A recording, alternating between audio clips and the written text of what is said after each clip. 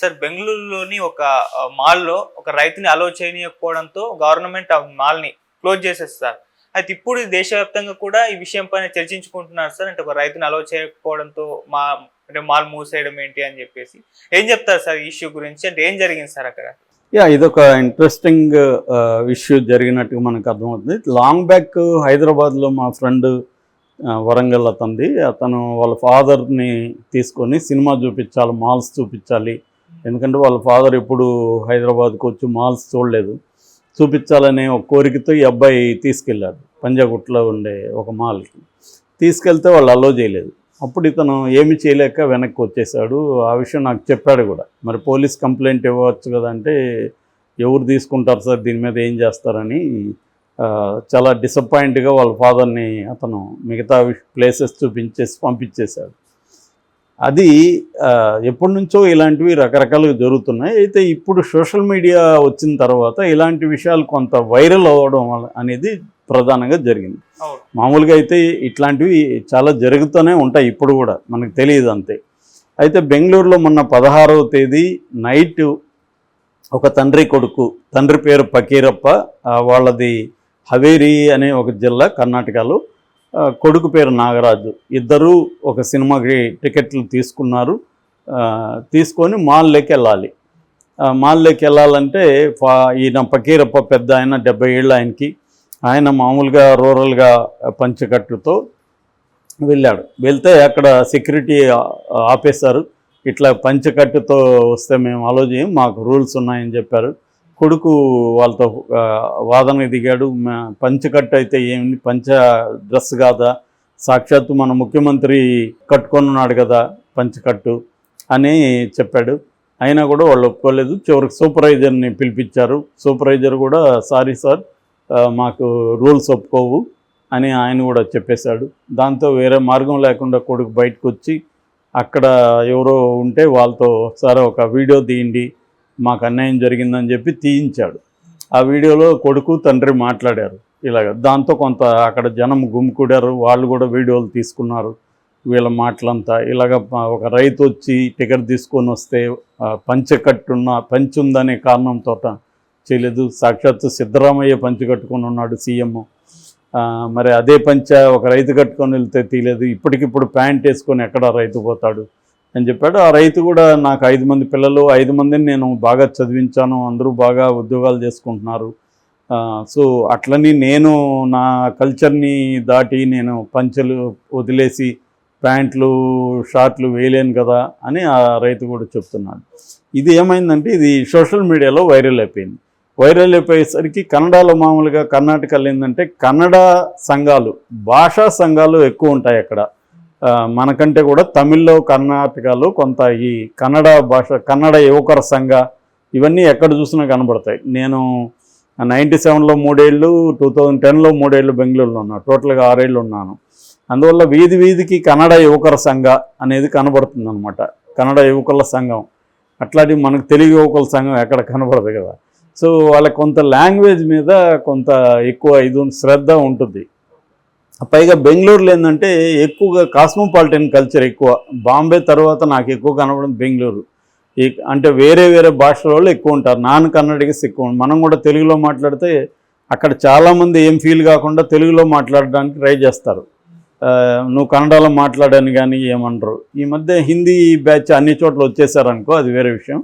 So అలాగా బెంగళూరులో cosmopolitan culture ఉంటుంది. కాకపోతే ఈ మధ్యకాలంలో కొంత భాషకు సంబంధించిన ఆందోళనలు పెరిగాయి. బోర్డులు కన్నడలో పెట్టాలని ఎయిర్పోర్ట్లో కూడా ఈ మధ్య కన్నడలో పెట్టారు.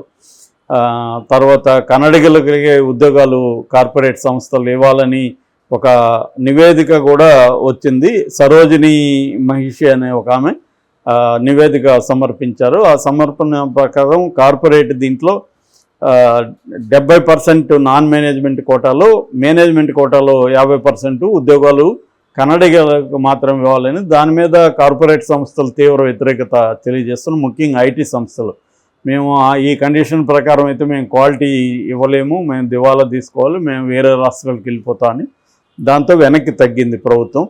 సో ఇది జరుగుతుంది ఆడ ఎప్పటి నుంచో. అంటే కన్నడకు సంబంధించిన చైతన్యం అంటారు కదా, అది బలంగా ఉంది. సో ఈ నేపథ్యంలో ఈ పకీరప్పకి ఈ నాగరాజుకి జరిగిన ఈ అవమానం ఏదైతే ఉందో, వివక్ష ఏదైతే ఉందో, దీన్ని ఈ కన్నడ సంఘాలు ఇమీడియట్గా రంగంలోకి దిగాయి. వాళ్ళు దీని మీద ఆందోళన చేయడం, ఆ పకీరప్పకి సన్మానం చేయడం, ఇవన్నీ వైరల్ అయిపోయింది. దీంతో అసెంబ్లీ సెషన్స్ జరుగుతున్నాయి. అసెంబ్లీలో ప్రతిపక్షాలు ఈ ఇష్యూని బలంగా తీసుకెళ్ళిపోయి అసెంబ్లీలో గోలగోల చేసేసారు. దాంతో గవర్నమెంట్ దిగిరాక తప్పలేదు. గవర్నమెంట్ ఆల్రెడీ ఇవన్నీ జరుగుతుండేసరికి మాల్, జీటీ మాల్, ఇది మాగడి రోడ్లో ఉంటుంది, దీని పేరు జీటీ మాల్. ఈ జీటీ మాల్ వాళ్ళు ఆ సూపర్వైజర్ వీళ్ళంతా బహిరంగంగా మీడియాతో క్షమాపణ చెప్పారు. పకీరప్పకి మేము క్షమాపణ చెప్తున్నాం, మేము అలో చేయకపోవడం మా తప్పే అని. కానీ గవర్నమెంట్ దాన్ని, ఆ క్షమాపణని పరిగణలోకి తీసుకోకుండా ఖచ్చితంగా పనిష్ చేయాలి, లేకపోతే ఇది అన్ని చోట్ల ఇదే జరుగుతుంది, ఇది ఒకసారిగా చాలాసార్లు జరుగుతుంది. ఈ మధ్య ఒక రెస్టారెంట్లో కూడా పంచి కట్టుకొని వెళ్ళాడని ఫ్రిడో అనే ఒక స్టార్టప్ కంపెనీ CEO ఆయనకే ఇది జరిగిందనమాట.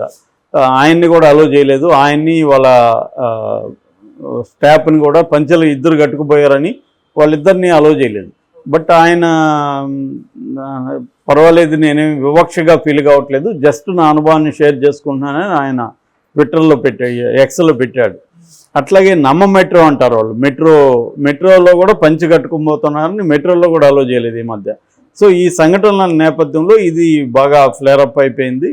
పైగా రైతు చాలా అమాయకంగా ఉండడం, రూరల్ దీంతో ఉండడం, ఇది మీడియాకు కూడా మంచి మసాలా అయింది. దీంతో అసెంబ్లీలో కూడా సీరియస్గా అయ్యేసరికి గవర్నమెంట్ 7 రోజుల పాటు జీటీ మాల్ని క్లోజ్ చేస్తున్నామని చెప్పారు. వాళ్ళు కూడా, జీటీ వాళ్ళు కూడా దీనివల్ల ఏమైనా ఆందోళన జరుగుతాయేమో, మన మాల్ మీద దాడులు జరుగుతాయని భయంతో వాళ్ళు కూడా మూసేయడమే కరెక్ట్ అని వాళ్ళు కూడా కొద్ది రోజులు మూసేద్దామని వాళ్ళు కూడా నిర్ణయం తీసుకున్నారు ఆల్రెడీ. గవర్నమెంట్ కూడా చెప్పింది. ఇది బేసిక్గా జరిగిన సంఘటన. దీని మీద చర్చ జరుగుతుంది. ఎందుకంటే మన రాష్ట్రంలో మన రైతుకు ఒక దాంట్లో, ఒక పబ్లిక్ ప్లేస్లో, అదేమీ వాళ్ళ ప్రైవేట్ స్పేస్ కాదు, ఒక పబ్లిక్ ప్లేస్, అది ఎవరైనా టికెట్ ఉంటే సినిమా చూడొచ్చు. అట్లని ఏదో న్యూట్గానో లేకపోతే సెమీ న్యూట్గా పోవడం కరెక్ట్ అంటే కాదు. ఆయన రైతు కూడా ఫుల్గా బట్టలు వేసుకున్నాడు. ఆయన ఏమి ఓన్లీ పంచె కట్టుకుని పైన ఏమి హాఫ్ నెక్కెడ్గా కూడా లేదు, మంచి షర్ట్ వేసుకున్నాడు, పంచె కట్టుకున్నాడు. సో ఆ డ్రెస్ కోడ్ అక్కడ ఎందుకు ఉంటుంది? అదేంటంటే ఒక షాపింగ్ మాల్, థియేటర్స్ ఇవన్నీ ఉన్నది, ఒక పెద్ద ఇది అంతే. కాకపోతే ఏంటంటే మన దేశంలో ప్రాబ్లం ఏంటంటే వివక్ష అనేది, మోడర్నిటీ వచ్చి కార్పొరేట్ కల్చర్ వచ్చినా కూడా వివక్ష కావచ్చు, అంటరానితనం కావచ్చు, ఇంకా కూడా అనేక చోట్లయితే బలంగానే ఉంది. యాంటీ ముస్లిం ఇది కానీ, నిన్న కూడా ఎవరో ఒక NRI హైదరాబాద్లో తన ఇల్లు ముస్లింలకి ఇస్తుంటే అపార్ట్మెంట్లో అబ్జెక్ట్ చేస్తున్నారని వాపోతూ పెట్టాడు. అంటే ముస్లింలకి ఇవ్వద్దండి అని. అంటే అటువంటి ఒక యాంటీ ముస్లిం ట్రెండ్ బీజేపీ గవర్నమెంట్లో పెరిగింది. అది కూడా వివక్షే కదా, ఆయన ఇష్టం, ఆయనకి ఊరికన్నా ఇవ్వచ్చు. వాళ్ళ వల్ల ఏమైనా ఇబ్బందులు ఉంటే అపార్ట్మెంట్ వాళ్ళు చెప్పచ్చు, కానీ ఫలానికి మతాలకి ఇవ్వద్దని వాళ్ళు ఎలా కండిషన్లు పెడతారు? నేను బాంబేలో ఇది ఎప్పుడో చూశాను, చాలా అపార్ట్మెంట్లు ముస్లింలకు మేము ఇవ్వమని బోర్డులు కూడా పెట్టుంటాయి, వాళ్ళు ఇవ్వరు కూడా. ఎందుకంటే అక్కడ ఇవ్వాలంటే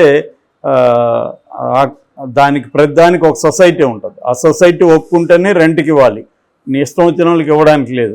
ఈవెన్ పోలీస్ స్టేషన్లో కూడా రెంట్కి చేరేవాళ్ళు ఒక ఫామ్ ఫిలప్ చేసి సైన్ చేసి రావాలి.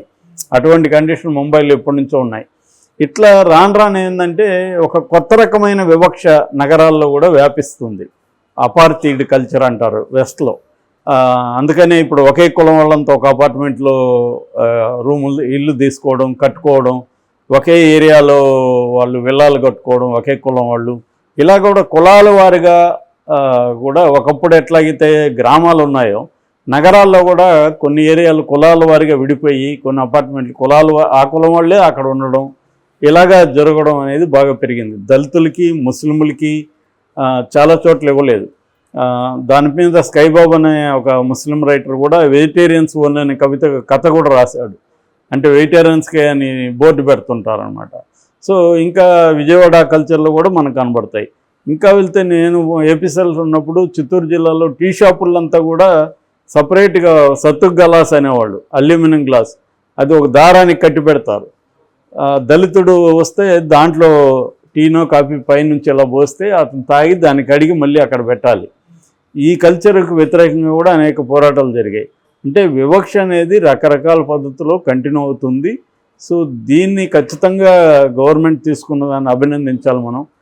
వాళ్ళకి ఆ పనిష్మెంట్ ఇవ్వడం కరెక్టే. ఎందుకంటే ఒక రైతుని అలో చేయకపోతే ఇంకా ఆ మాల్ని ఎందుకు సహించాలి ఎవరైనా కూడా. ఖచ్చితంగా ఆ రైతు పోయి సినిమా చూడడం వల్ల ఎవరికేమి నష్టం జరుగుతుంది? ఆయన పంచి కట్టుకోవడం వల్ల పిచ్చి పిచ్చి డ్రెస్సులంతా వేసుకొని సినిమాలకు వస్తున్నారు, మనం చూస్తున్నాము. మొత్తం ప్యాంట్లు అంతా చించుకొని రకరకాల పద్ధతులు వస్తున్నారు. అదంతా మోడర్నిటీ కిందకి మనం స్టైలైజ్డ్ ఫ్యాషన్ ఇవన్నీ చెప్పేస్తున్నారు.